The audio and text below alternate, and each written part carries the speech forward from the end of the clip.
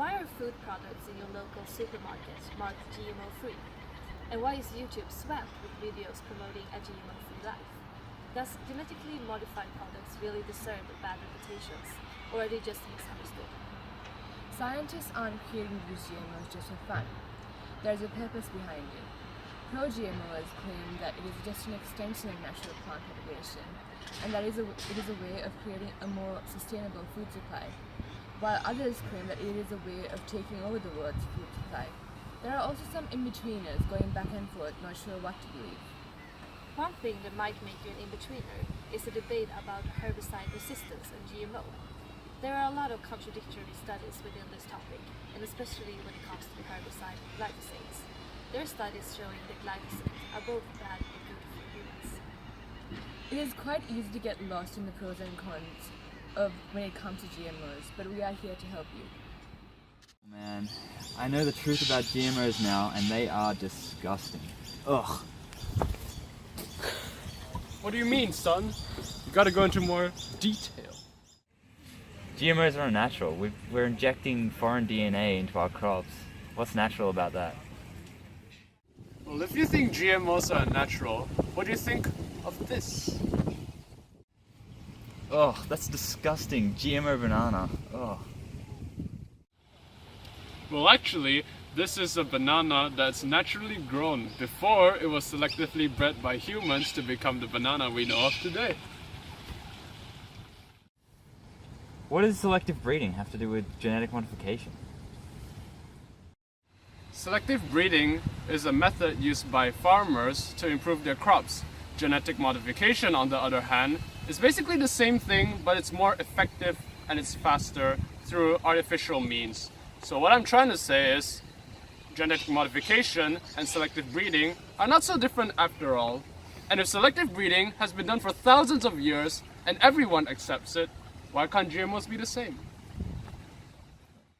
Okay, I can see where you're coming from, but that does not mean GMOs are in the clear. Apparently, according to the video, glyphosate, the main herbicide used on GMO plants, is killing healthy bacteria and nutrients in the soil. So you're saying GMOs are bad because glyphosate is bad? Well, in that case, allow me to show you some research. There are research done on glyphosate on soil, and it doesn't actually affect the soil pH, nor the soil quality, nor the respiration of the roots of the plant in the soil. Therefore, glyphosate should be fine. Okay. Well, prove it. Well, if it is proof you're looking for, it's proof you're gonna get. Boom, here's an article.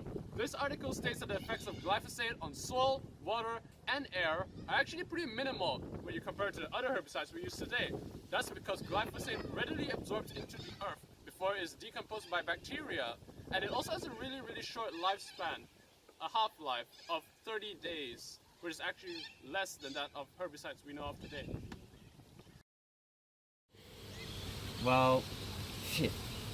It says here in the video that glyphosate could give me autism, and they have an article source as well. So bam, there's my proof. What do you got to say about that? Well, that's funny, because this article here actually disproves your article. This article states that glyphosate, at its current dosage, is actually safe for human consumption. It doesn't build up in the body, it doesn't stay in the body, and it gets excreted like any other food. Okay, sure, but what makes your article more trustworthy than mine? Well, have you actually looked at the article yourself? Yeah, I've read it, of course. Well, if you did look at the article, you would have noticed this big note saying that the whole article is biased and heavily opinionated. In fact, some of the sources are actually a result of cherry picking. Oh. Maybe this video isn't as trustworthy as I thought. I'm starting to not believe everything. Well, hey, that's alright. The internet's full of misinformation like that. It's up to people like us to actually review them through critical analysis and research. Why don't you give it a try? Okay, I can give that a shot. Let's check out their sources. Ooh, one more source, here we go. Webpage not found. Nice. What else do they post? 2-hour-long video on flat earth? Yeah, maybe not. Yeah, I don't think I trust this anymore. important to understand the difference between GMO and glyphosate. GMOs by themselves aren't actually harmful. When it comes to glyphosate, it's all about the amount you consume and the amount you expose to the environment. If both of these are kept at a minimum, it isn't actually harmful either, even though some questionable studies suggest so. Glyphosate is being used to demonize GMO, and nobody really cares about the herbicide used for natural plants, which has been shown more toxic than glyphosate. If GMOs are unnatural and harmful, then so is everything else you eat.